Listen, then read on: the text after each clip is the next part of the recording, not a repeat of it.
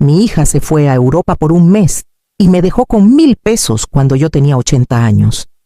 Cuando por fin regresó, lo que vio la dejó con la boca abierta. Lo dijo en voz alta: no, no. Esto no puede estar pasando. Así es como suelen contar la historia ahora. Pero no empezó con el shock. Empezó con una sonrisa y una maleta rodando por el piso de mi cocina. La historia que vas a escuchar es una obra ficticia creada por el equipo de redacción del canal H2 Historias. Está inspirada en situaciones de la vida real para transmitir lecciones sobre la familia, las emociones y los valores humanos. Todos los personajes y eventos son ilustrativos. Me llamo Zaira Villanueva, 80 años. Estaba junto a la mesa cuando mi hija dobló el último suéter en su maleta. Se movía rápido, distraída, hablando de trenes y hoteles y de lo cansada que estaba de empacar. Deslizó un sobre pequeño sobre la mesa sin mirarme. «Hay algo de dinero ahí», dijo, «por si acaso». Lo abrí después de que ella se dio la vuelta. Adentro había unos billetes nuevos y uno arrugado. 1,000 pesos en total. Me vio mirando y agitó la mano, ya alcanzando su abrigo. «No vas a necesitar mucho», dijo. «Ya me encargué de todo. Todo. Resultó». Significaba que metió mi tarjeta de débito en su cartera antes de que yo pudiera decir nada. Dijo que era más seguro si ella la guardaba mientras estuviera fuera. Menos riesgo de que yo la perdiera. Menos estrés para las dos. Tenía esa forma de hacer que las decisiones sonaran como favores. Me besó la mejilla, ligero y rápido. «1 mes», dijo. «Regreso antes de que te des cuenta». Asentí, porque siempre lo hacía. Porque a mi edad, discrepar a veces parece ingratitud. Porque era más fácil callar que explicar por qué sentía un nudo en el pecho. Después de que cerró la puerta, la casa se quedó quieta de una manera que se sentía extraña, no tranquila, vacía. Me quedé ahí con el sobre en la mano, escuchando el zumbido del refrigerador y el tic-tac del reloj sobre la tarja. 1,000 pesos sobre la mesa, sin tarjeta, sin instrucciones, sin número anotado por si algo salía mal. Puse el sobre de vuelta donde lo dejó y me senté con cuidado. Más despacio que antes. Me dije que era solo 1 mes. Me dije que lo hacía con buena intención. Luego alcancé mi organizador de pastillas y me di cuenta de que necesitaba surtir una receta antes de que terminara la semana. Me di cuenta de que algo andaba mal la mañana en que conté mis pastillas. El frasco se sentía más ligero de lo que debía. Revisé la etiqueta, luego el calendario en el refrigerador. Me alcanzaban para 3 días. La fecha para surtir ya había pasado. Llamé primero a la farmacia. Mantuve la voz firme. «Llamo para surtir una receta», dije. «La misma del mes pasado». Hubo tecleo del otro lado. «La podemos preparar hoy», dijo el farmacéutico. Y luego dudó. «Pero el pago no pasó la última vez». «Qué raro», dije. «Prueben con la tarjeta que tienen registrada». Otra pausa, más larga. «Señora», dijo con cuidado. «Esa tarjeta fue rechazada». Le di las gracias y colgué antes de que mi voz cambiara. Me senté a la mesa, con el teléfono en la mano, mirando el sobre que mi hija me había dejado. 1,000 pesos. Me dije que era suficiente, por ahora. Llamé al banco después. Tras el menú automático, una mujer contestó y me pidió confirmar mi identidad. «No puedo acceder a mi cuenta», dije. «Mi tarjeta no funciona». Hubo clics silenciosos. Luego dijo: «El saldo de su cuenta de cheques es 0». Fruncí el ceño. «Eso no puede ser. Tenía dinero ahí». «Sí». «Señora», dijo, «hubo varios retiros a principios de esta semana». «¿Cuánto?», pregunté. «Todo», respondió. «El saldo completo». Sentí que el pecho se me apretaba. «¿Quién autorizó eso?» «Los retiros se hicieron con sus credenciales», dijo. «En línea y en persona». Pensé en la maleta de mi hija, los boletos, los hoteles que mencionó sin detalles. «¿Cuándo fue el último retiro?», pregunté. «Hace 3 días», dijo. 2 días antes de hoy. 2 días antes de que se fuera. Terminé la llamada con cortesía. Luego me quedé quieta, con las manos cruzadas, esperando instrucciones que nunca llegaron. Abrí mi cartera. Sin tarjeta, solo mi credencial y unos recibos viejos. 1000 pesos. El único dinero que podía tocar mientras ella cruzaba un océano con lo que antes era mío. No lloré. No le marqué. Abrí mi cuaderno y anoté la fecha. Todas las cuentas vacías, receta rechazada. Mi hija me mandó un mensaje desde Europa a la mañana siguiente.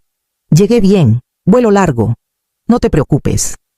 Miré la pantalla más tiempo del necesario. Luego escribí. No pude surtir mis medicinas. La tarjeta no funciona. La respuesta llegó horas después. «¿Estás bien?», escribió. «Te dije que yo me encargué de todo». Esperé. Luego intenté de nuevo. «El banco dice que la cuenta está vacía». Esta vez, la respuesta fue más rápida. «Te estás angustiando sola», dijo. «No necesitas tanto, siempre has sido buena para arreglármelas». Esa era su palabra. No batallar. No pasar necesidades. Arreglármelas. Escribí. «Necesito que me devuelvas mi tarjeta». Los 3 puntitos aparecieron. Desaparecieron. Aparecieron otra vez. «La tengo yo para que no la pierdas», escribió. «Sabes lo distraída que eres a veces». Se me apretaron los dedos alrededor del teléfono. «No soy distraída». Hubo una pausa que se sintió intencional. «No dije eso», respondió. «Solo trato de ayudarte». Ayudar, al parecer, significaba explicarme mi propia vida desde otro continente. Más tarde ese día, me mandó una foto. Una mesa en un café, 2 tazas, un pie de foto debajo. Por fin relajándome. No respondí. Esa noche, me temblaban las manos mientras ordenaba mis pastillas. Me dije que no era nada. Me dije que a mi edad tiembla uno. Omití la dosis que me mareaba y mejor me serví un vaso de agua. El siguiente mensaje llegó al día siguiente. «Por favor, no hagas esto más difícil de lo que es», escribió. «Necesito este descanso». Leí esa frase 2 veces. Luego, una más despacio. Empecé a escribir, paré, borré. Pensé en pedirle que me transfiriera dinero. Pensé en decirle que no había dormido. Pensé en decirle la palabra miedo. En vez de eso, dejé el teléfono y crucé las manos en el regazo hasta que se me pasó. Cuando llegas a cierta edad, la gente confunde la resistencia con permiso. Lo llaman fortaleza. Te alaban por no necesitar cosas. Olvidan que no necesitar no es lo mismo que no doler. Esa noche, el teléfono vibró otra vez. «Vas a estar bien», escribió. «Trata de no pensar tanto». Puse el teléfono boca abajo en la mesa y lo dejé ahí. No contesté. No llamé. No me expliqué otra vez. Abrí mi cuaderno y anoté la fecha. Luego, una frase corta debajo. «Sin acceso al dinero. Hija, dice que estoy bien». Después de eso, dejé de pedir. Aprendí a oír que las cosas rindieran. La primera noche, bajé un poquito la calefacción. A la mañana siguiente, otro poquito más. Me puse 2 suéteres y me dije que era lo sensato. Cuando el refrigerador se veía más vacío de lo que recordaba, acomodé lo que quedaba para que no se viera tan desolado cada vez que lo abría. Comí la mitad de lo que solía. Luego dividí eso otra vez.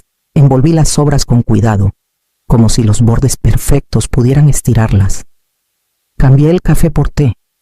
Se sentía más ligero, más callado, como una versión más pequeña de la vida que tenía antes. La 4ª mañana, me salté una dosis de medicina.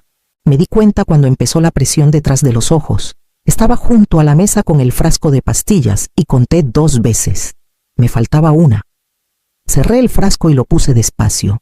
«La tomo después», dije en voz alta, solo para oír una voz. El después pasó sin que me diera cuenta. Para la noche. El cuarto se sentía inestable en los bordes. Me dije que me sentara. Me dije que me moviera despacio. Olvidé las 2 cosas cuando salí de la ducha y el pie se me resbaló en el azulejo. Agarré la tarja con las 2 manos. El susto me subió por los brazos y se me instaló en el pecho. Me quedé ahí respirando hasta que dejó de temblarme, con el agua goteando al piso. «Estoy bien», dije, más fuerte esta vez. Me vestí y regresé a la cocina. No subí la calefacción. No revisé el teléfono. Abrí mi cuaderno. Anoté la fecha.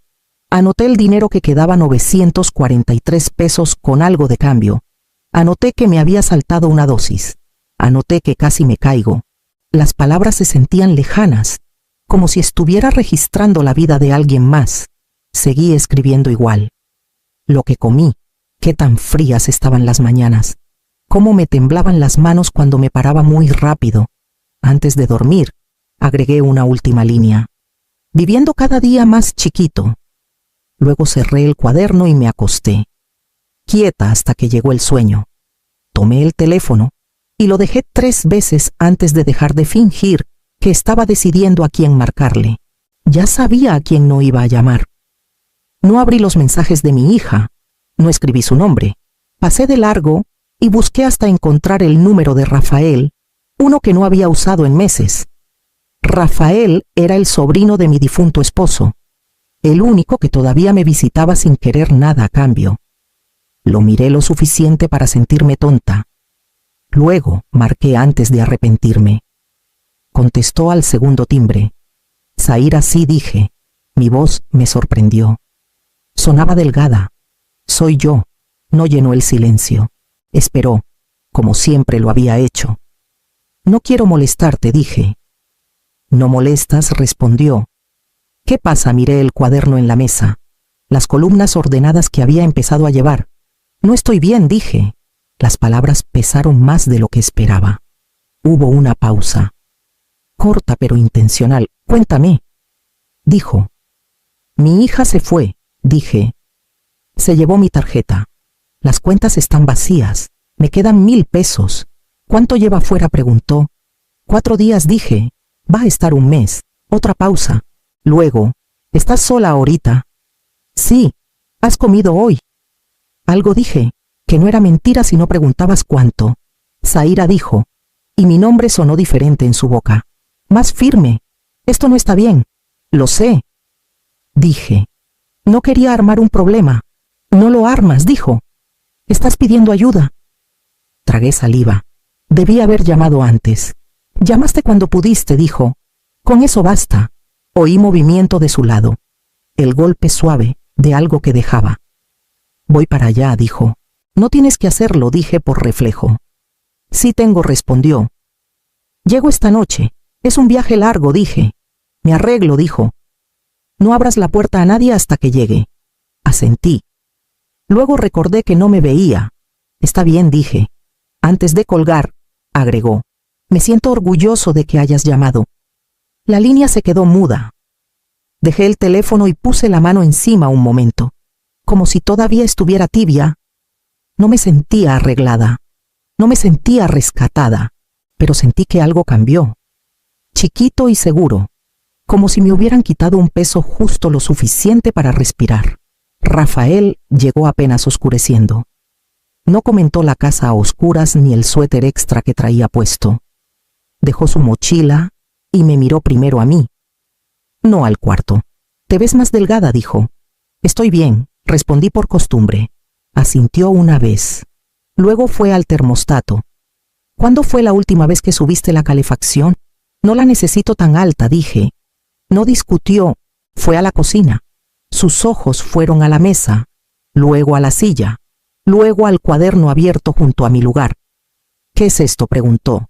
Solo notas, dije. Para no olvidar. Lo tomó con cuidado. Tú no olvidas, así dijo, sin acusar, observando.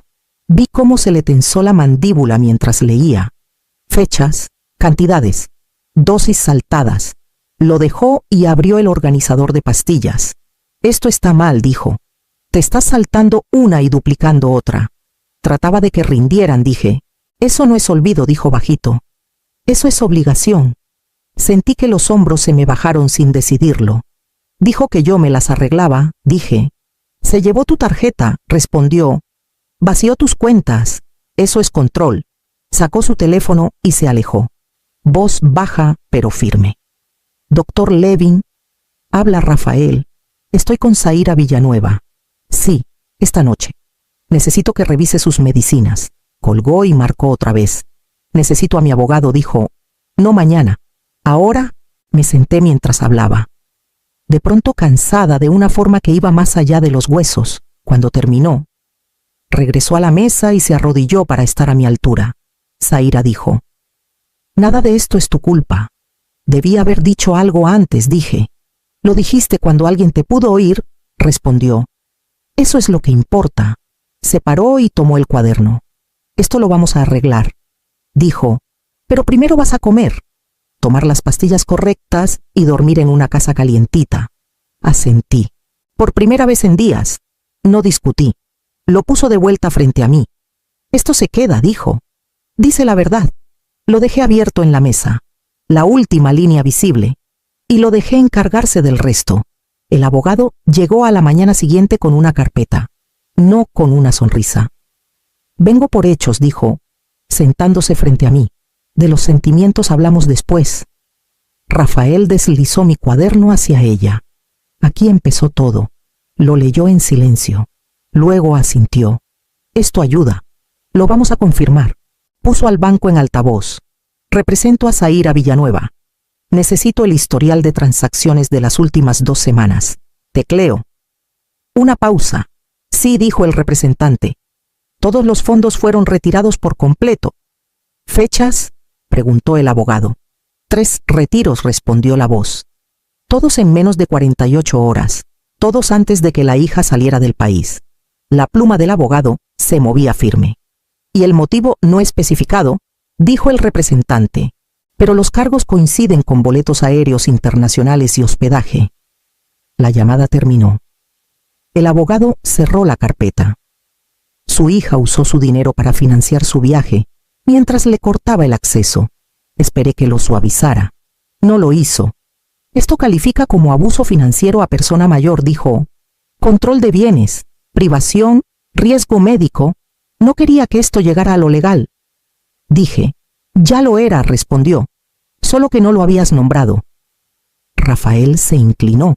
«Y ahora documentamos, protegemos las cuentas y nos preparamos para su regreso». Miré mi cuaderno otra vez. Ya no se sentía privado. Se sentía como si algo sólido hubiera empezado. Mi hija entró con un bronceado y maleta rodando. Ya a media frase. «El vuelo fue horrible», dijo. «Juro que nunca vuelvo a hacer una escala así». Se detuvo al ver el cuarto. Rafael estaba de pie junto a la mesa. El abogado sentada con una carpeta cerrada delante, mi cuaderno abierto entre ellos, las páginas sujetas. «Ay», dijo mi hija, recuperándose rápido. «¿Qué es todo esto?». Rafael no contestó. Jaló una silla y le señaló. Ella rió, ligera y quitándole importancia. No tenían que armar todo este show. Dijo: «Si había un problema, pudieron esperar a que regresara». Yo me quedé donde estaba. Me miró entonces, de verdad me miró, y frunció el ceño. «Mamá, ¿qué les contaste?». «No dije nada. Es un malentendido», dijo, volviéndose al abogado. «Mi mamá se angustia cuando me voy. Yo manejaba sus finanzas para que no se preocupara». El abogado deslizó la carpeta unos centímetros hacia ella. «Puede sentarse», dijo. «Lo platicamos». La sonrisa de mi hija se tensó. «No hay nada que platicar», dijo. «Yo la cuidaba». Crucé las manos en el regazo y mantuve la vista en la mesa. Por primera vez desde que entró. El cuarto no se movió a su ritmo. El abogado abrió la carpeta y la giró hacia mi hija. «Estos son los registros bancarios», dijo. 3 retiros, todos antes de su salida. El total equivale al saldo completo de la cuenta de cheques de su madre. Mi hija agitó la mano. «Tenía permiso», dijo. Ella quería que yo lo manejara. Rafael habló sin alzar la voz. «Lo manejaste dejándola sin acceso a sus medicinas». «No es cierto», saltó. «Ella exagera cuando está estresada». El abogado deslizó otra hoja. «Este es el registro de la farmacia. Receta rechazada por fondos insuficientes». Mi hija se recargó, cruzando los brazos. Tenía efectivo. 1000 pesos, dijo Rafael. Para un mes. Debía alcanzar para lo básico, respondió. Ella no sale a ningún lado. Sentí que las palabras se instalaban en el cuarto, filosas y chiquitas al mismo tiempo. El abogado puso mi cuaderno encima de la carpeta. Estas son las notas de su madre, dijo. Fechas, cantidades, dosis saltadas, casi caídas, coinciden con la línea de tiempo financiera. Mi hija rió una vez, muy rápido. A ella le gusta escribir, dijo. La mantiene ocupada. Rafael la miró. Escribe cuando tiene miedo. Siempre ha sido dramática, dijo mi hija. Yo necesitaba un descanso.